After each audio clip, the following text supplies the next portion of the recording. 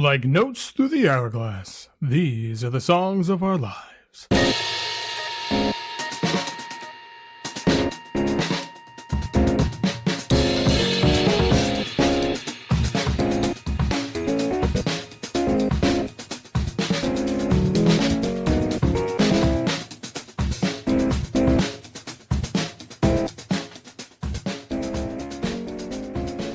Welcome to the first ever episode, first official episode of Songs of Our Lives, a new podcast from Foxy, Digitalis. I am Brad Rose, and I'm really excited to finally launch this. Been working on it all summer.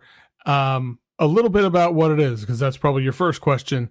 And, you know, there's all sorts of Foxy Digitalis podcasts and stuff on the website. What is this? This is a different thing. Well, it kind of started, so let me go back to last fall, and I had some health stuff come up, nothing serious, like all was good, but like the thing that I came to terms with is like, okay, I got to make some changes or this could be less good in the future. And so ever since then, I have been going on daily walks / jogs for about an hour, and I needed something to fill that time, you know, listening to something. And you would think, of course, oh, well, Brad, you listen to an absurd amount of music. You probably got an endless supply of things to listen to. Well, I don't actually like listening to music when I'm out walking or jogging. And so I have some podcasts I listen to. And one that I really got into is called Films to be Buried With by Brett Goldstein. And I'm not necessarily a film guy. I like movies, I like films, but I'm not an expert or anything like that. But I just found the format of it and all of it so engaging and interesting and funny and just generally wonderful. And now part of that is because he is like a world-class, you know, comedian and writer and actor and all those things. And many of the guests he has on are similarly, you know, comedians or actors or at the height of their craft. But the format is a big part of it. It's just a good format. And so I was always be thinking, like the first few months or so, or whatever I was listening, I was like, God, this would be such a cool thing to do with music, to do with, you know, sound, of course. That's all that's what I think about more than anything is music and sound. It's like, somebody should do that. And then it just kind of like, why don't you do that? Like, you know how to make podcasts. You know a lot of cool people who would be really interesting guests. And so I started working on it. And so I spent some time developing the questionnaire and all these things. It's a number of test episodes to kind of hone things in. And when it came time to figure out who would be maybe the perfect first guest, instantly Jeff Tobias came to mind. So Jeff Tobias is a multi-instrumentist and composer. He's a member of Sun Watchers, Modern Nature, a bunch of stuff. And like Jeff and I know each other through Foxy Digitalis. I've written about some of his music, and he did a mix for Foxy Digitalis a little while ago that's really great. You should check that out. I'll put a link in the show notes. But the thing that really made me think, oh, he would be such a good guest is, so Sam Melancon of Debacle Records and I, of course, do a podcast about Rancid called The 11th Hour, and Jeff was a guest on it. And I thought, you know, if he's game for this, he's probably game for anything. And sure enough, sent him an email. It's like, hey, I got this thing. It's a new thing I'm working on. I think he'd be an awesome first guest. Here's what it is. What do you think? And he was like, hell yes. And so we recorded this over Zoom in the end of August. Jeff has a new album out called Music from Milky Way Underground, which is really good. It's basically the soundtrack to a podcast, but it's a narrative fiction podcast. So it's for teens and young adults, and but musically it just stands on its own, and it's really wonderful.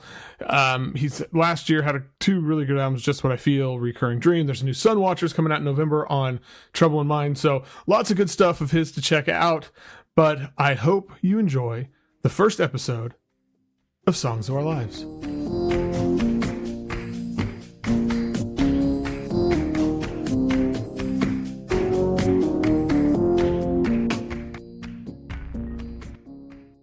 So my guest today is a musician, a composer, a lot of things, and made one of quite possibly the most cursed tape cover in history. So welcome to the show, Jeff Tobias. Thank you, Brad. Happy to be here. um, you are infamous in my house because my daughter hates that tape cover. Yeah. I mean, the word that jumps to mind is upsetting. Yeah. My question though is why? Or why not? I mean, that's that is a really good question, and I'm struggling to even look backwards and figure out how I decided that would be a good idea. I mean, I think that I don't remember which came first, the idea to have this O card that looks like a rectangular shrunken head that is my face and my ears and the back of my head.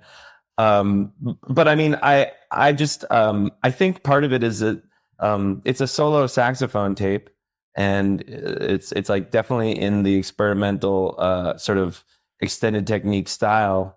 And I think a lot of that music can be a little self-serious. So yeah. I wanted to go in the complete opposite direction and do something that was fun. But that's sort of more how or than why. Like why did I inflict this on the people in my life, people who I ostensibly care about? I don't know, Brad.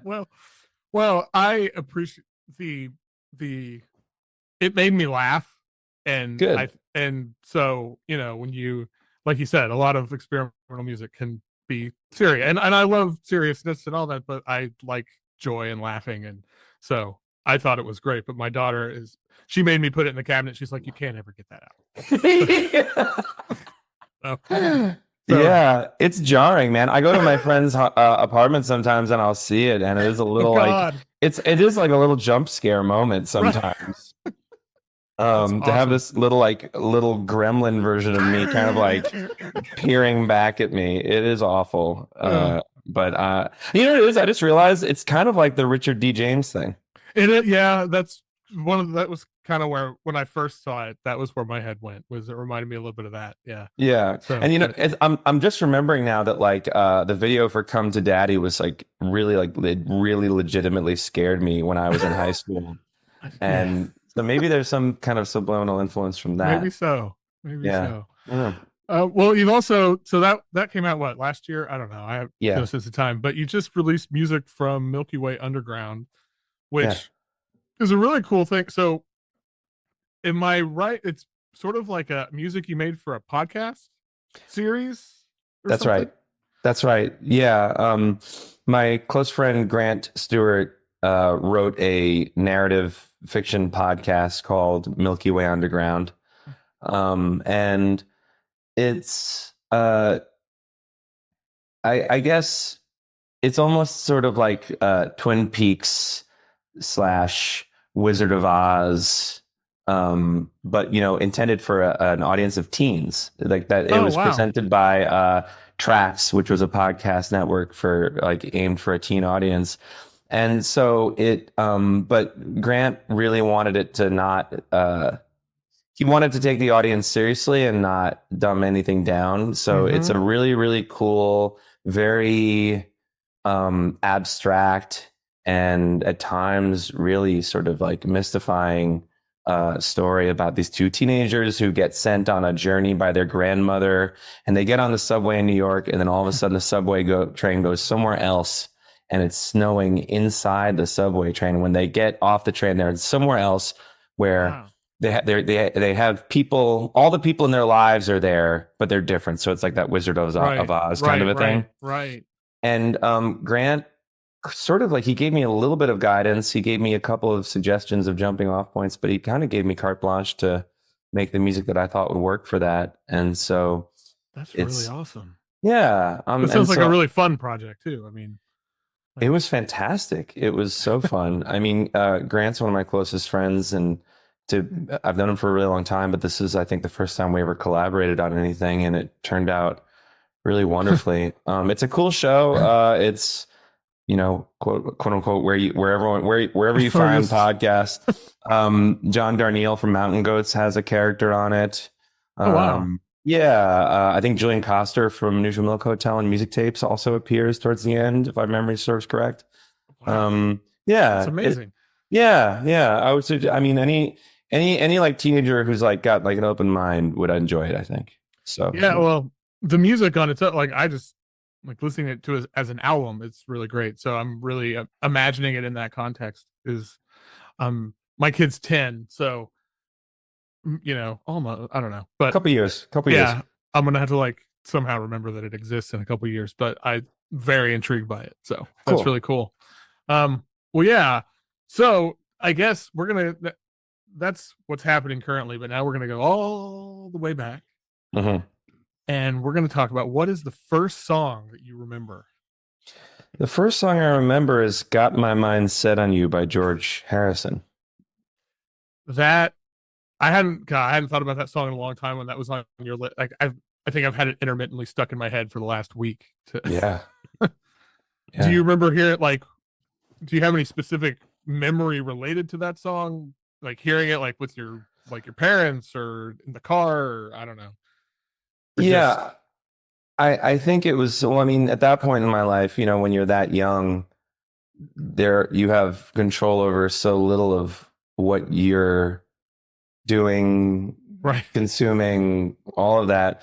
So it was, I'm sure my parents um played it for me. I have a memory of it being like, I can imagine the basement of the house that I grew up in, and like dancing to it on a cassette on a boombox as a kid. Uh huh. Um, yeah, I don't, I could have said like, another song that jumps out is "Don't Worry, Be Happy," but but I think the George Harrison song is actually my early Like one of my earliest musical memories that isn't like just my mom singing something. Like right, it's like a commercial recording. I think that's the right. first one. Yeah, that's interesting. And I remember I used to listen to Beatles records with my dad when I would stay home sick from well going to church. So my dad would Mm. stay home and like Beatles and Beach Boys records. It took I don't even know how I didn't ever put and then I remember this song too because I like it was like a really big hit. It was kind of everywhere. Never realized that there was any relationship between those for the longest time. I was like, oh, that's George Harrison. Oh, that anyway. So Oh yeah, totally. I mean, I had no context at all. And it's funny listening to it again now. Um, I'm listening to the snare drum and I'm like, well, Jeff Lynne produced this. That's for goddamn sure.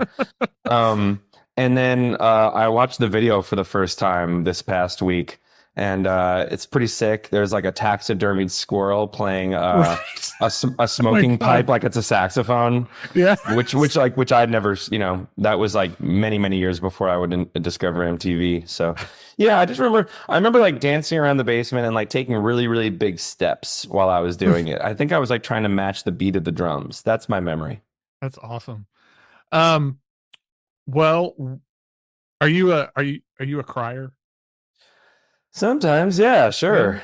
I'm human, Brad. So well, Um so what's a song that basically always makes you cry or has made you cry in the past, I guess. But. Well, that's the thing. That's what it's funny that you phrase it that way, Brad, because when you asked me that question, I was like, all right, well, let's take some of the classics for a test drive here. See what we can have happen. And so I put on songs that have made me cry in the past, and I started with Shing Key by Carl Stone, which is such a gorgeous piece of music, and nothing happened. And then I put on Nothing Compares to You by Sinead O'Connor, which is a song that like in the past has made me so emotional. I just have to leave the room. Nothing, nothing. And then I was like, oh, well, let's try Hammond's song by Ah, The Roaches, and there that did the trick.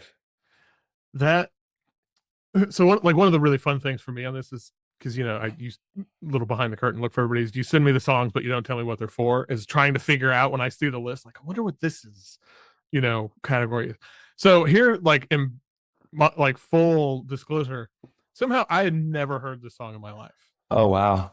And so when I got this list, I put it on. It destroyed me.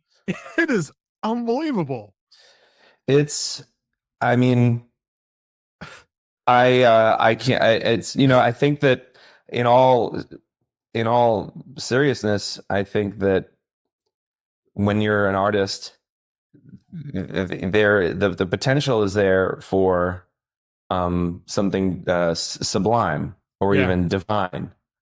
If I don't know, not every artist is going to feel that way or have those kinds of I don't know. Sure. Like, Right. I think that they did it. I think Yeah. that I think the Roaches are an incredible group, and I love so many of their songs and albums. But that one, it's like they unlocked something Right. Mm-hmm.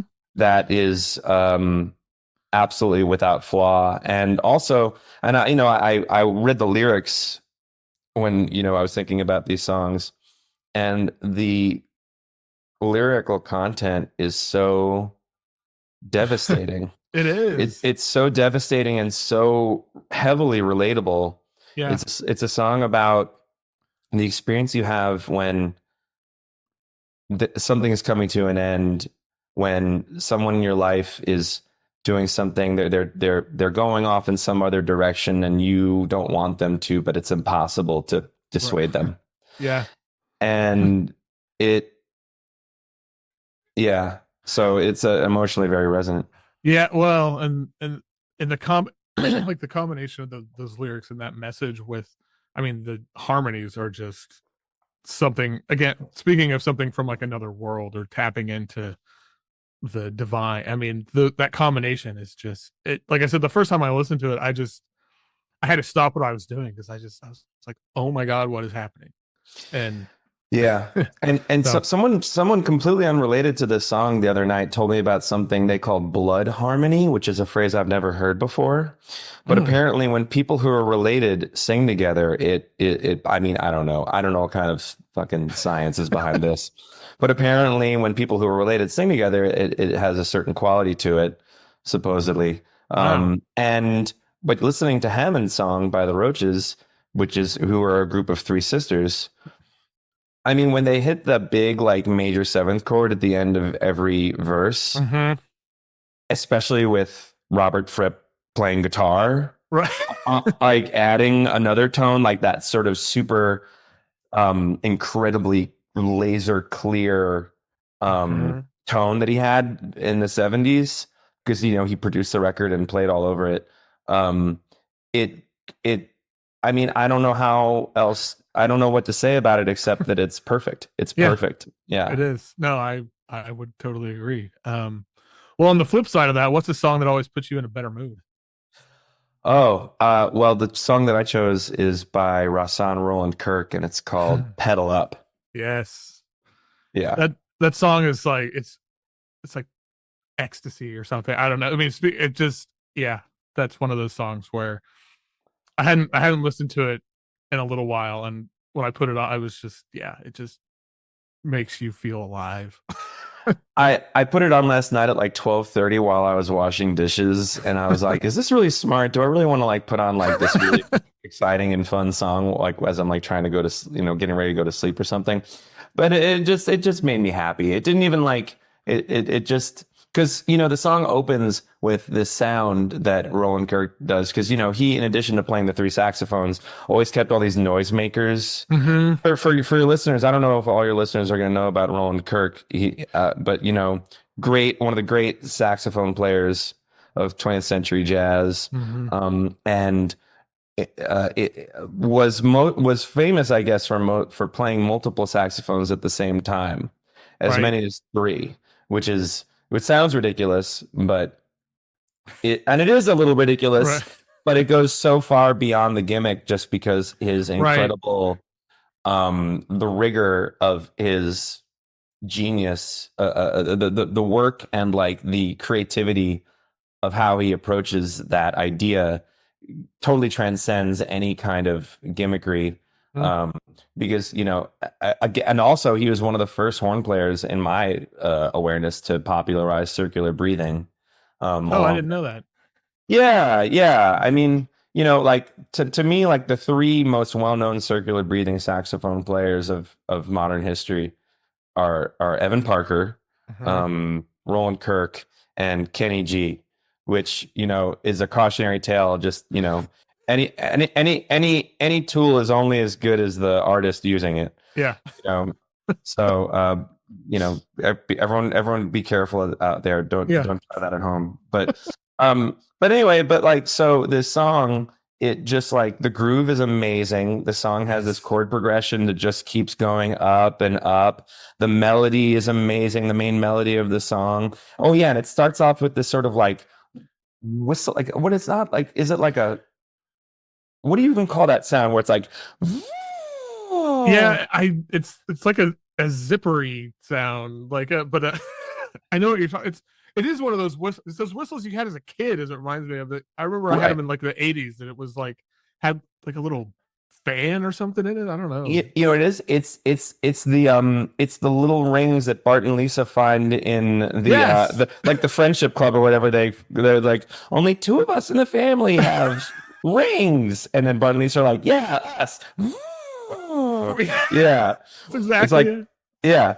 But yeah, the song is just pure excitement, and Roland Kirk just going almost the entire time except for the piano solo, and then at the end he does just like showing off doing like the Beethoven tease.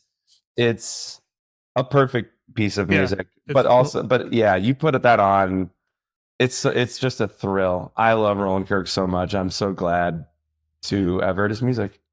Yeah, I do too. I came to him later in life, and it was one of those things of when I first heard him and started getting, it was like, where has this been for like, because I was listening to a lot of jazz and stuff at that point, but somehow, because I don't think he's not as well known as a lot of, I think he's better known now than maybe, this was when I was in my late 20s or something. But anyway, well, what is, and I think you could make a case for any of the last two you said, but what is objectively the best song? I mean, it's I'm bringing it back, baby. It's Hammond Song. It's Hammond Song by the Roaches. I mean, that's the thing. When I was talking earlier about like trying to figure out the song that always makes me cry, I had moved on from that topic. I was like, Jeff, I think you're just proving to yourself that you're completely dead inside. None of the classics work anymore. Yeah. You're a stoic, jaded, automaton. And then I was like, all right, let's focus on what's objectively the best song of all time. And so I put on Hammond's song, and I was like, God damn, it's a 2-for-1. It is. Yeah. Yeah, you can have it. I can't argue with that. Because it's perfect. It is perfect. And I mean, I don't know. I'm trying to remember the other examples that I thought of. But like, yeah, Hammond's song, I don't know. It's like it's without flaw. They nailed it. Yeah. So, what's a song that you used to love, but now, like, you've heard it recently and like not so much? I'm so glad you asked this question.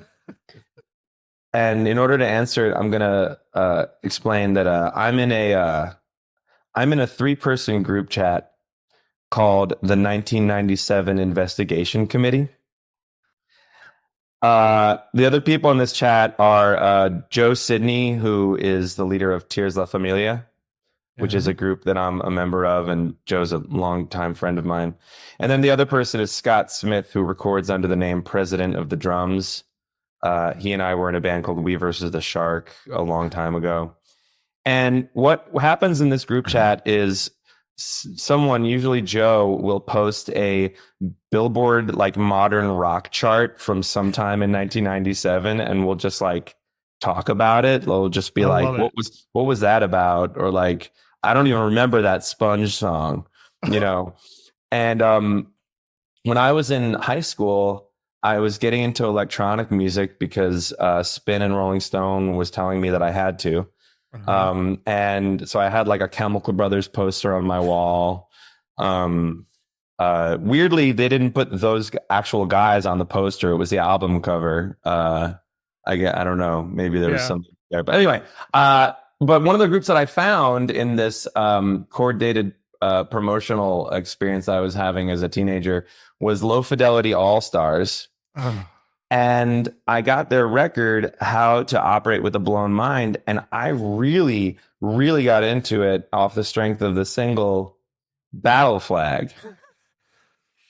And, like, there's a lot about that song that holds up or is just still interesting. Like there's this really great like sequenced synth bass line that is really fun. The main vocalist for all, I guess I should just explain. So Low Fidelity All Stars were this British band. I think they were from Bristol. Although the guy, the main singer, he kind of sounds like he's from the north.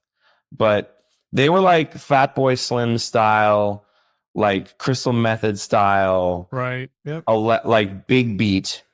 But then they also had the added element of having this guy doing like spoken word over the whole thing. And, you know, at that point, I was a teenager and I didn't know who The Fall was. No one had hipped me to The Fall. And so I didn't realize that this guy was just doing Mark E. Smith, basically. Right. Just like, but like, it was like Mark E. Smith by way of Jim Morrison. Yeah. You know, it's like it's very like we're talking about all the drugs and the alcohol we're using. And it's, you know, you look back on it and it's, yeah, like you were asking what makes me cringe. Like a lot of these lyrics are pretty cringy.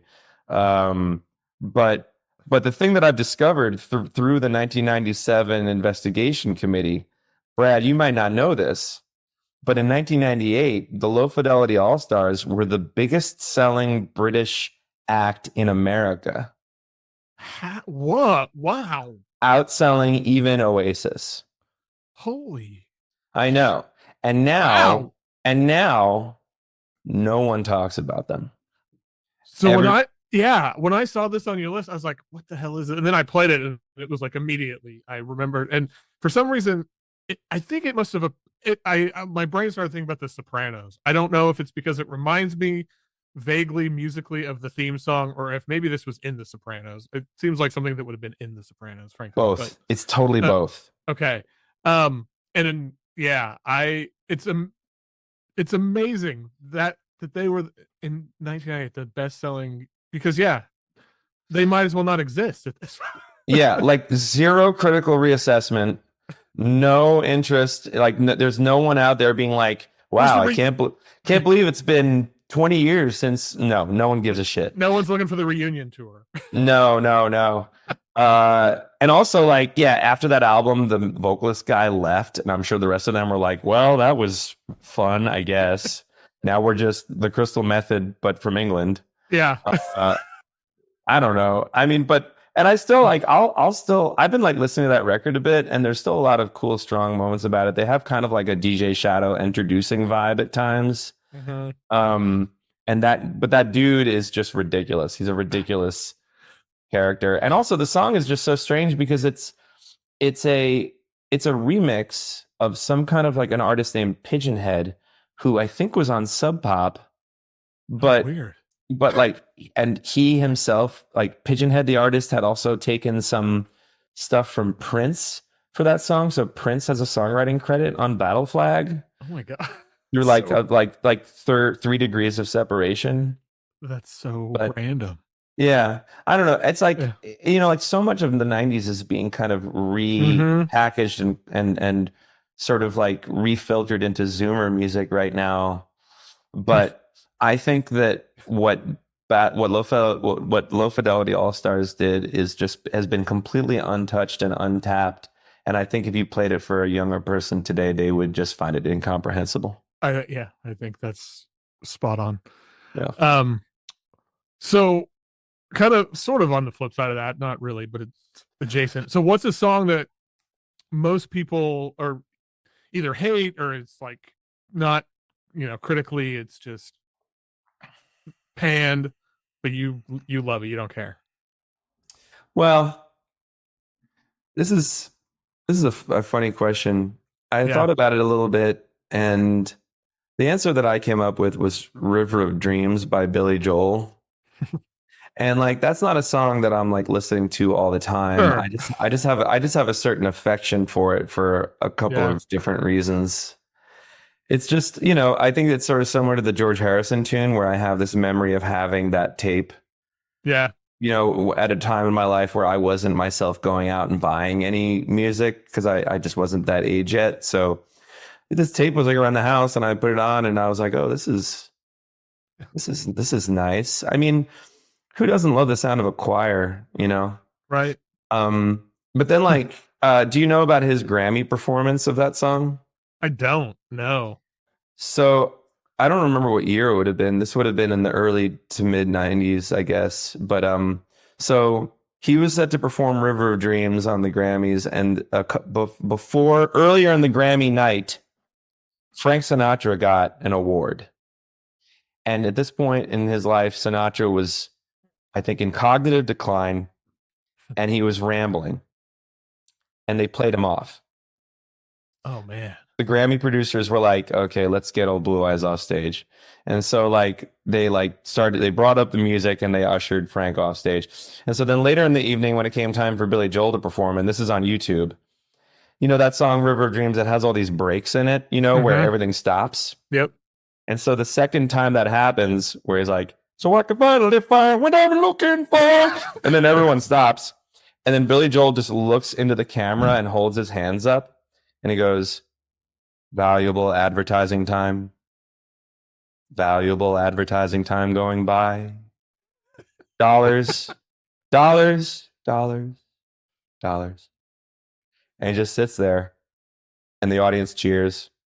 And then in the middle of the band, and then he just brings the whole band back in. I thought that was kind of fun. I think that's fair play to Billy Joel.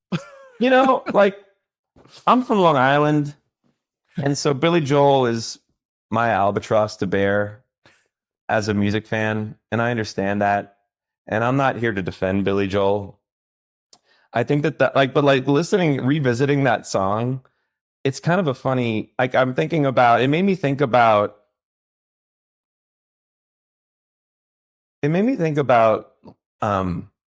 a certain kind of Long Island archetype of a dude who, like, I think that there's a certain kind of conservative mindset that has the feeling that all experience is completely universal. Like in that, like, they're just sort of like, there's no difference between me and anyone else, which is like it's like a very sort of like up by the bootstraps kind of vibe.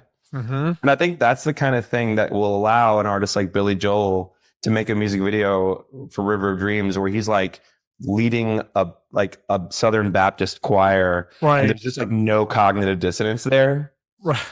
And so and I feel like there's like a Long Island dude who would listen to River of Dreams and hear all this gospel and be like, this is also my experience. This is also who I am.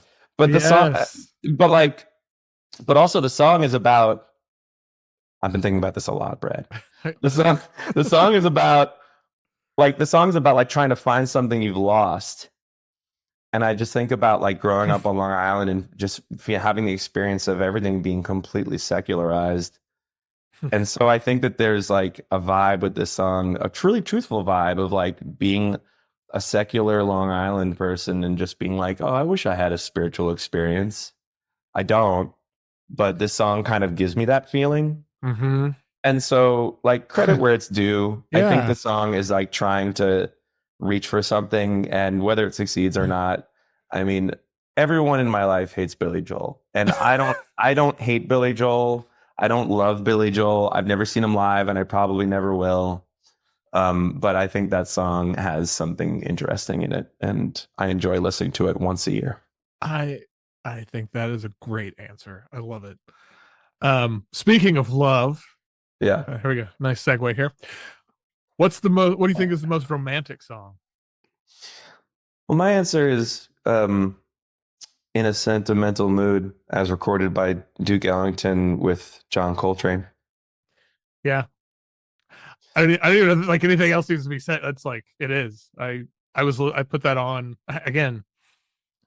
A song I've probably listened to 100 times, but I hadn't listened to in a while. And I put it on when this came through, and I was like, this has to be the pick. If this is the pick for something other than the most romantic song, then that's interesting. Right. it just drips with it. Yeah. Yeah. It's great. And it's, like another song that I thought about was, Ahmad Jamal's recording of Poinciana. like which is like Hmm. not, but it's nice, but it's like that's more like bachelor pad Right. music. And like that recording of In a Sentimental Mood is it doesn't have, it's not like it's not lecherous.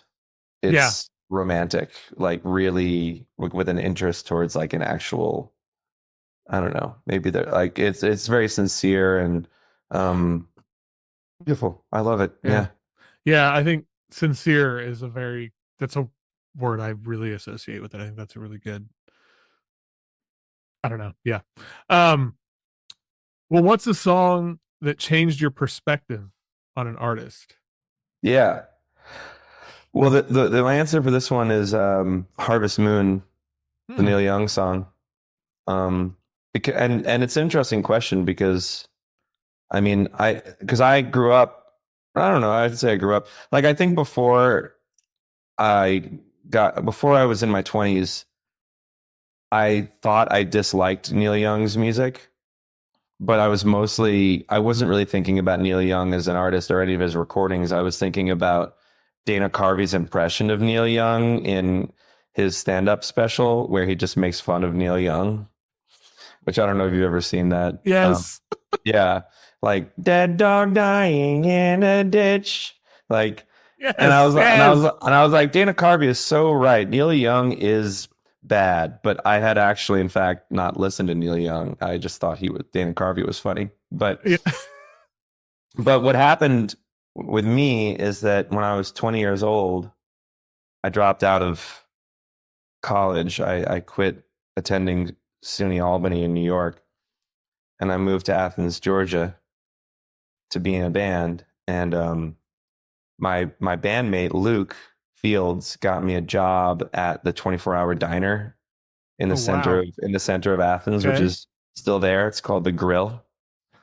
And it's like a real like greasy spoon style, like they it's the real deal. And so I was working 11 p.m. to 7 a.m. washing dishes and bussing tables. And the manager, who's now the owner, Mike Bradshaw, he showed me that if you go to the back of the jukebox, there's a CD jukebox.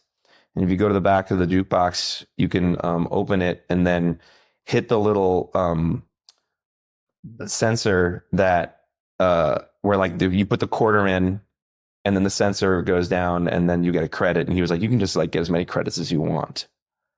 And so I was like, after the rush would die down at 3 a.m., there's just like 4 hours to just like sweep and like clean and chill Hmm. out and stuff. And so I would always put on a lot of music and I would listen to like they would put on Tom Waits or the Melvins and things like this. And those were artists I already really liked. But someone put on Harvest Moon or, repeat listens to Harvest Moon. It's like you're in a diner, it's 4 or 5 in the morning, no one's in there, you're drinking coffee and then that song comes on and it's just really nice and I was like, oh, I think I had the wrong impression about Neil Young. And like that song is obviously like late era and it's no longer like something I would call my favorite Neil Young. I got more in like in the years that followed that I got more into like Tonight's the Night and Zuma and all those amazing records. Hmm. But Harvest Moon was the song that changed my perspective. Yeah, that's great. I 4 a.m. in a diner, empty diner, like that seems like a really, it's like I can feel that that scene in my bone. That's great. Yeah, yeah, it was. Yeah. I'm really glad I had that experience. um, well, what are some of your favorite lyrics? Like if it's this whole song, like one line. Yeah. So yeah, you'd ask like, favorite lyrics, one song, one line. And I think it goes without saying, and I think almost anyone would relate to this, that none of my answers are hard and fixed here. Sure. Oh, They're absolutely. just, Yes. it's just all about how I'm feeling right now. Yes. And that's part of what's fun about these exercises is you just have to kind of take yourself where you're living right now. Right. And the song that I chose is This Mystic Decade by the band Hot Hmm. Snakes. I love Hot Snakes. You're a fan. You're a fan. Huge fan. Love Hot Snakes. Me too, man. Me too. And I'm still so heartbroken over the Yeah. loss of Rick Froberg, whose music has meant so much to me throughout my life. And this song, I mean, I think he's obviously really respected as a musician and as a visual Mhm. artist. And I think people who really like his music, they know he was also like an incredibly gifted lyricist. And the lyrics for this Mystic Decade are internally absolutely flawless.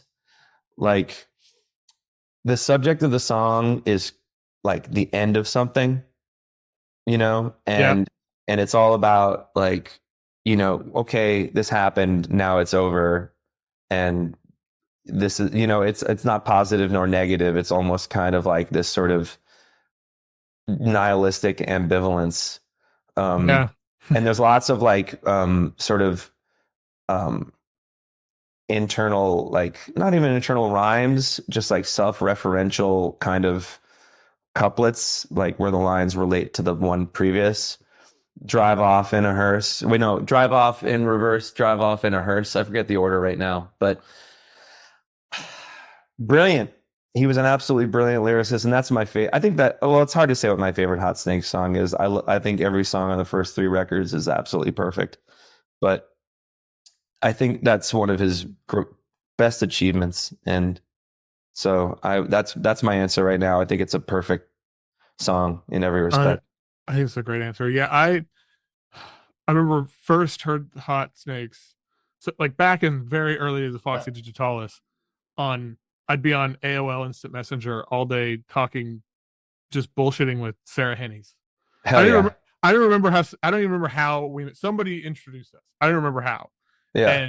and she told me about Hot Snakes, Oh and wow. there's she told me, God, I swear to God, if Sarah Hennies ever tells you about a band or something, run out immediately and listen to it because Hot Snakes, Sold American, Oh wow. like yeah. So I always associate like Hot Snakes with Sarah, which is not a bad thing because Sarah's amazing. But Yeah. yeah, like perfect. They're like a perfect band. I don't know. I love yeah, and like you said, those first three records, it's just yeah, flawless, and it's yeah. I'm still totally like whenever he died, it was just like that one hit pretty hard. Yeah, gutting. And I mean, I tend to be pretty stoic about when someone passes, and Uh-huh. if I don't know them personally, like you know, I mean, but there are certain, like for that, I mean, it's a lot of things. Yeah. He died of an undiagnosed heart disease, which is also like the same thing that that wound up killing my dad a couple of Oh years man. ago. And so that kind of hit really hard. And also it made me realize like, you know, I think when you're younger, you kind of see a lot of artists who are already up and doing it. And you're like, you know, they're an adult and I'm young, but he was, I think, in his mid 50s and I'm 40. Yeah, I'm like, well, what the fuck? We're actually I not that know. far away in age. So it had a personal resonance for those reasons, but also just, I think he had a lot to offer still. Yeah. And, you know, I'm really glad I got to meet him once and Oh, nice. I got to thank him for the music. Actually, can I tell the story? Yes, absolutely. All right. So there's this really amazing place in Greenpoint in Brooklyn called Sunview Luncheonette. Um, it's again a diner. I don't know. It's funny. Like I feel like fucking David Lynch here talking about diners all day. But like it's like an old disused small diner that a couple people maintain as of sort of art space, like a shared art space and sometimes place to present music. And um, this is kind of a funny story.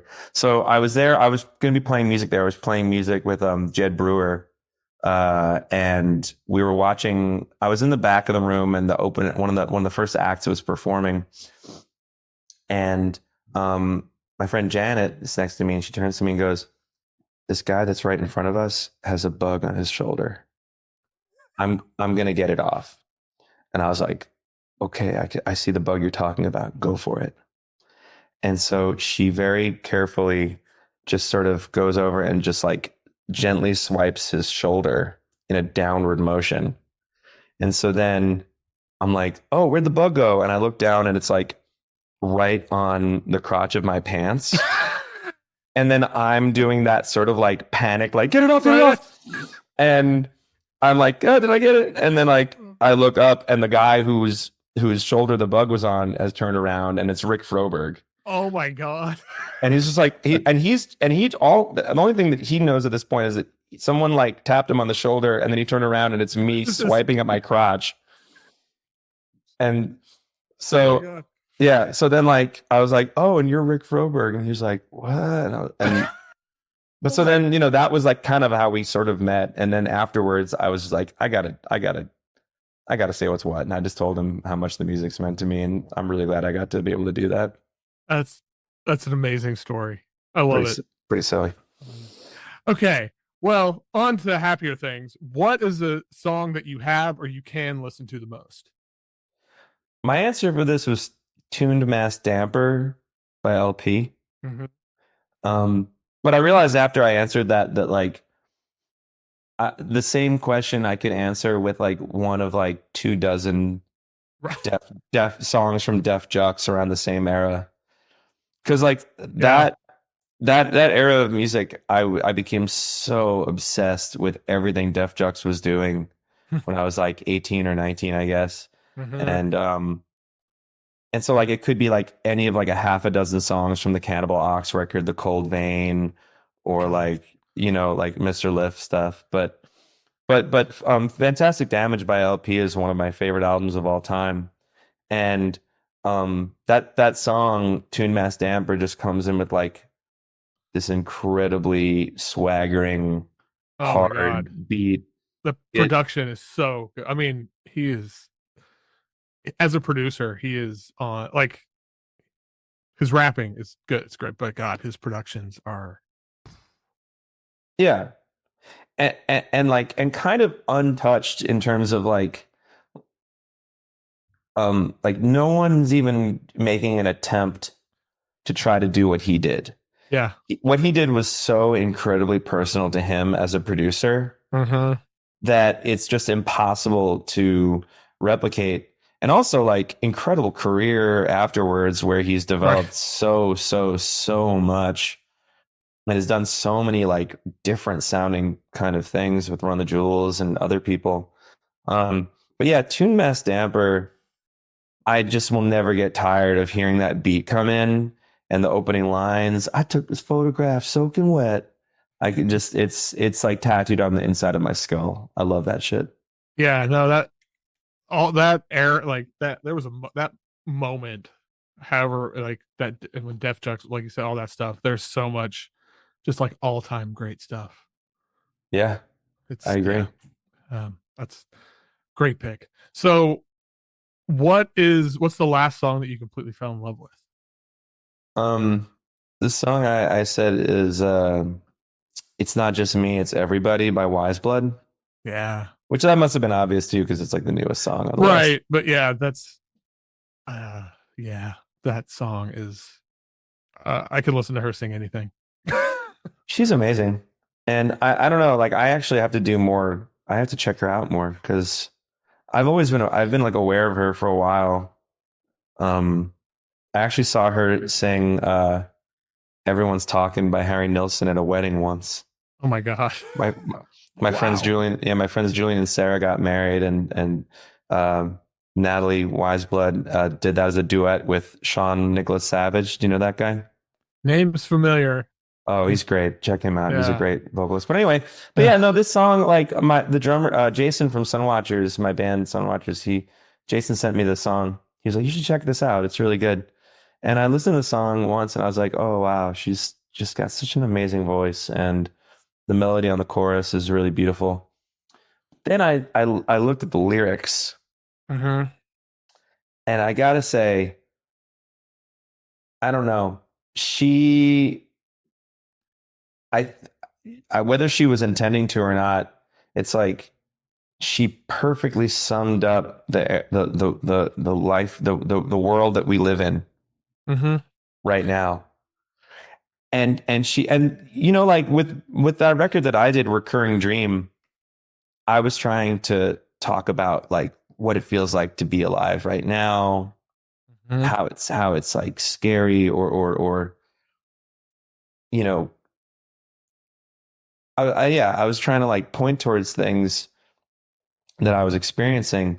But one thing that I wish I had done, and I want to do in future songs that I write, is try to try to have some kind of a helpful quality to it, like something that can be uplifting to a certain extent. And I think that being uplifting is maybe one of the hardest things to do in music, because it can Mhm. be really corny.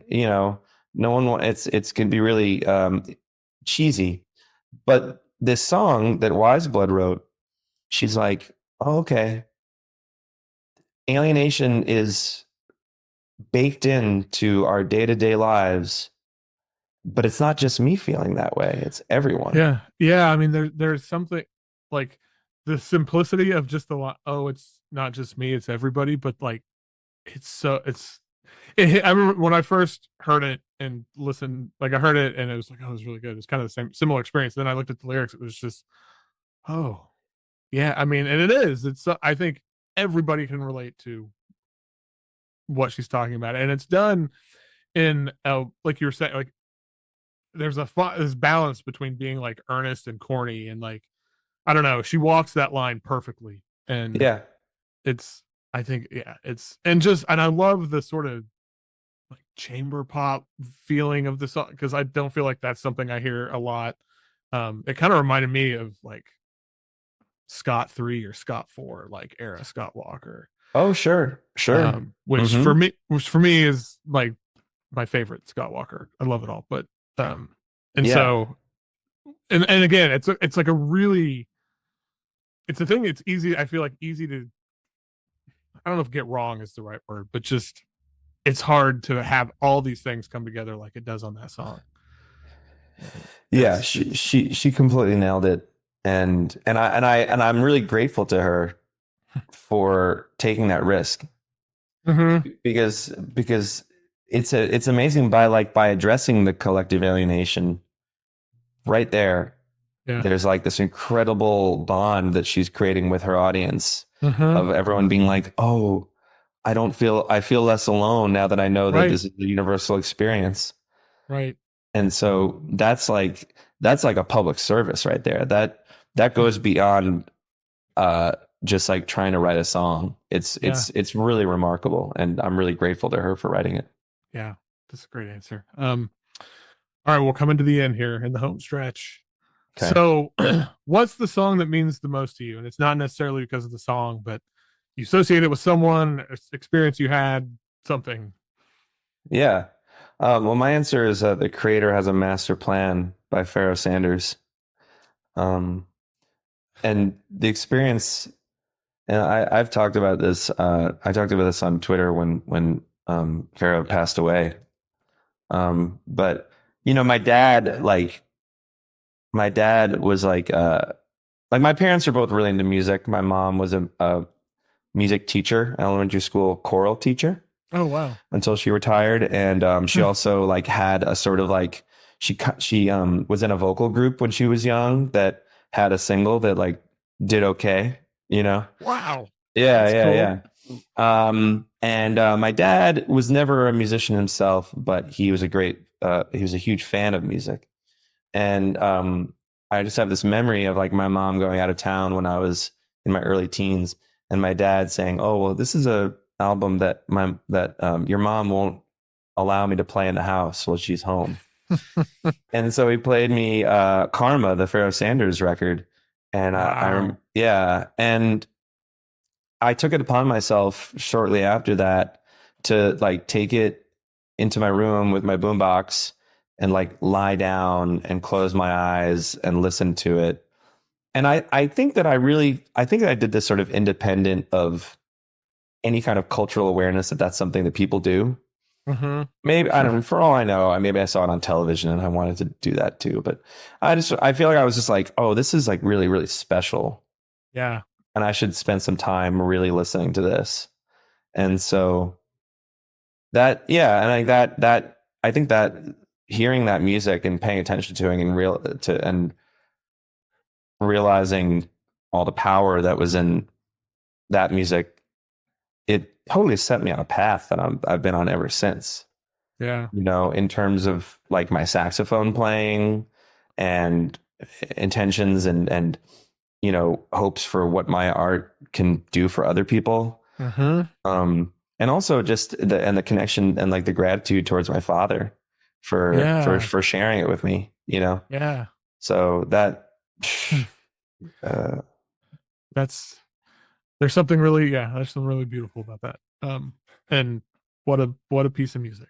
My God. so cool, yeah. And that's also, I mean, and even like later on in my life, it really guided me towards the people I wanted to know. Like I wound up joining the band Dark Meat when I lived in Athens, Georgia, and that's how I met Jim and Jason, who I would later go on to be in Sunwatchers with. And we when I was in that band, we like I remember Jim was like, "Oh, we should play The Creator Has a Master Plan." And I was like, "Cool, I love that song." Yeah.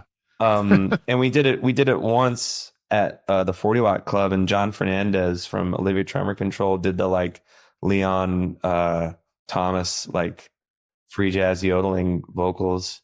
Um, Amazing.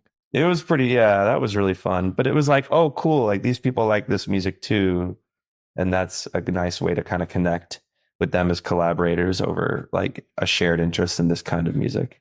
Yeah, that's awesome. I was looking again earlier this morning at like everybody who plays on that record, and it's what a lineup. Um, Is Ron Carter on that? he doesn't play on that. He plays on Colors. He doesn't Right, right, play. right. Yeah. It's Reggie Workman plays well, and Richard Davis is also on it. Wow, And Jesus Christ. That's like, how do yeah, you get the three guys? You got the three guys. on one, right, right, and then you've got Lonnie Liston Smith on piano, Oh, and wow. um, James Spalding plays flute, which I've been having a flute moment the last few years where I'm really obsessed with flute.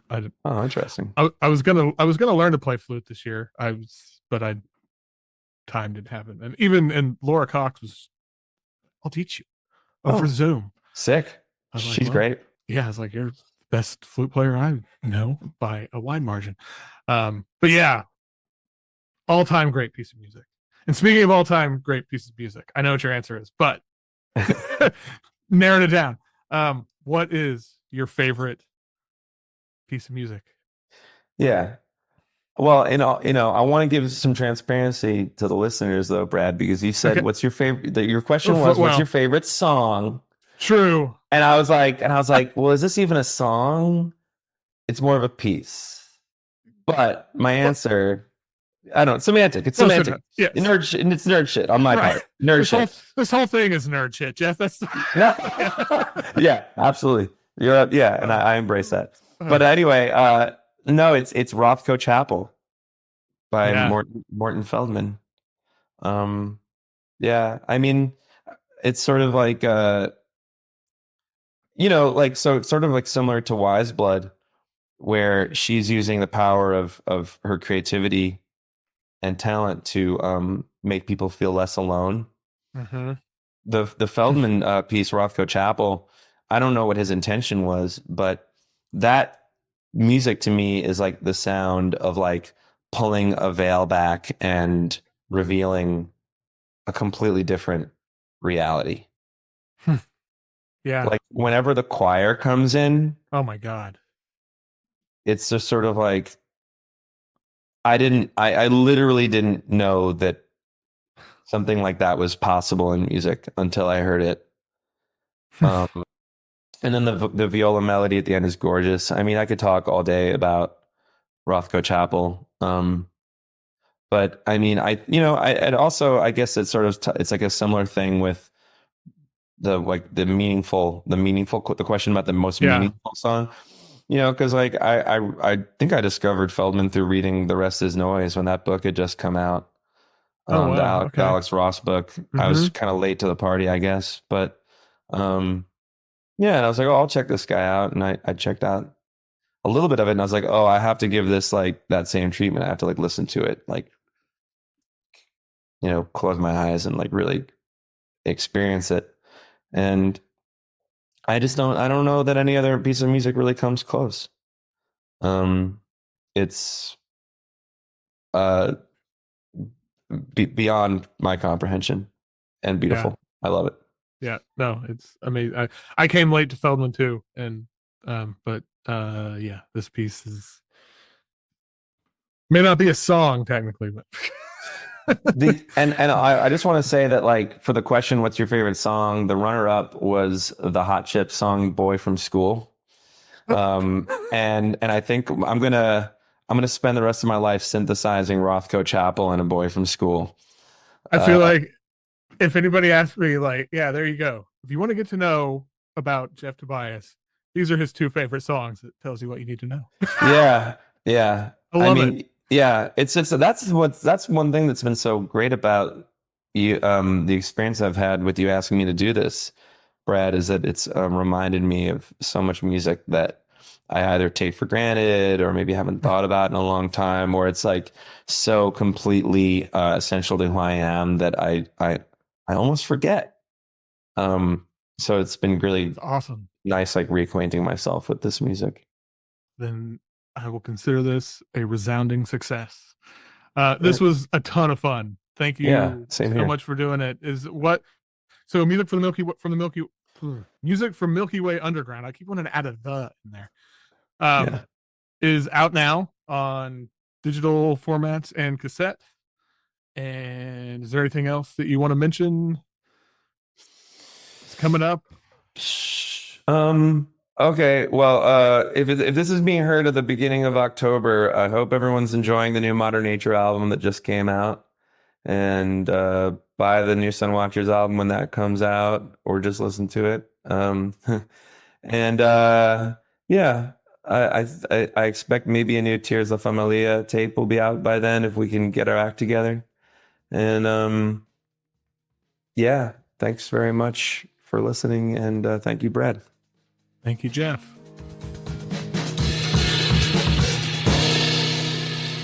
Once again, I can't thank Jeff Tobias enough for just being game for this, being open to it, and like really embracing it. I had so much fun recording this. I hope you all have half as much fun listening to it. Don't forget to check out Jeff's new album, Music from Milky Way Underground, which is available on cassette and digital formats. It's on his Bandcamp, link in the show notes. And Music is Victory Over Time is the new Sun Watchers album that is coming next month on Trouble in Mind. Thanks again for listening. I hope you'll join us next time when my guest will be the one, the only, my favorite, everybody's favorite, Nina Dante. All right, y'all. Keep listening to whatever the hell you want. See you next time.